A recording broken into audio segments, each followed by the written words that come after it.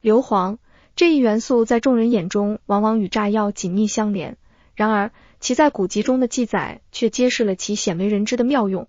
纪晓岚的《阅微草堂笔记》中便有这样一段描述，将硫磺埋于花盆之中，那些本应在春日绽放的花朵，竟能在寒冷的冬季提前盛开，使得人们在春节之际也能观赏到鲜花的绚烂。这一赚钱的秘诀，实则借助了硫磺对花草的催熟之力。硫磺之所以具备此等神效，原因在于其在中医理论中是一味壮阳之药，且性质大热。正是这股大热之性，能够激发虚弱的阳气，使其振奋，从而产生催熟的效果。在阳气极度虚弱，如严重便秘的患者身上，中医便会运用硫磺来施治。其中最著名的方子便是宋代的半硫丸，由半夏与泡制过的硫磺配伍而成，专治年老体虚、排便功能丧失之症。硫磺的作用在于激发人体潜藏的能力，但使用的前提是患者体内必须有足够的库存，即中医所说的阴要充足，否则便会如竭泽而渔，导致身体受损。然而硫磺若使用不当，也会成为毒药。汉代汉成帝刘骜便因沉迷仙丹，最终导致身亡。据史书记载，这仙丹需在烈火中烧炼100日，而后置于水中，水即刻沸腾，需不断换水，10日之后水才不再沸腾，仙丹方成。从描述中推测，这仙丹很可能含有硫磺成分。刘骜因长期服用而英年早逝，年仅44岁。然而民国时期的名医张锡纯却用硫磺治好了自己的虚寒之症。他在《医学中参析录》中记载，自己常于饭前服食如黑豆大小的硫磺1块，以治疗因为注意避寒而引发的虚寒。这一案例表明，硫磺在特定情况下，对于阳虚体质的人确实有一定的治疗作用。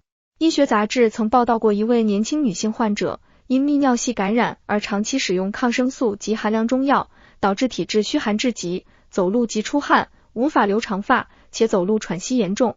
虽经多方治疗，但效果甚微。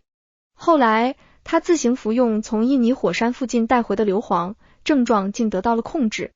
这一案例再次证明了硫磺在特定条件下的疗效。然而这并不意味着硫磺可以随意使用。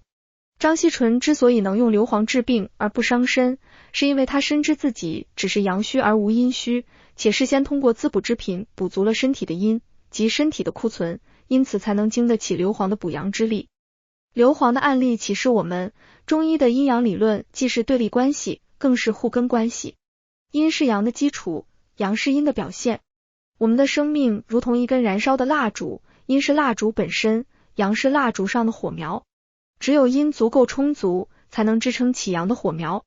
因此在补阳之前，必须先补足阴，否则便是竭泽而渔，无益于揠苗助长。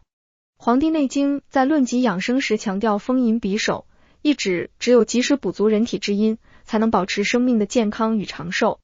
常有患者询问，为何自己阳虚，医生却开补阴药？这便是因为最安全的补阳之法是以补阴为基础的。如金匮肾气丸虽为补阳药，但其中仅有2味药真正补阳，其余6味则是补阴的6味地黄丸。因此若担心补阳会竭泽而渔，不妨从补阴开始，逐步夯实身体的地基。最后需要强调的是，硫磺虽有其独特的疗效，但并非一般的补药，更不能随意服用。在使用硫磺时，必须严格遵循医嘱，以免对身体造成损害。硫磺的案例只是中医治法中的一个特例，而非普遍适用的方法。在追求健康的过程中，我们应保持理性与谨慎，遵循中医的整体观念与辩证论治原则，以达到真正的健康与长寿。希望这期节目能够为你带来启发与帮助，也欢迎你持续关注我们的节目，共同探索更多中医养生的奥秘。我们下期再见。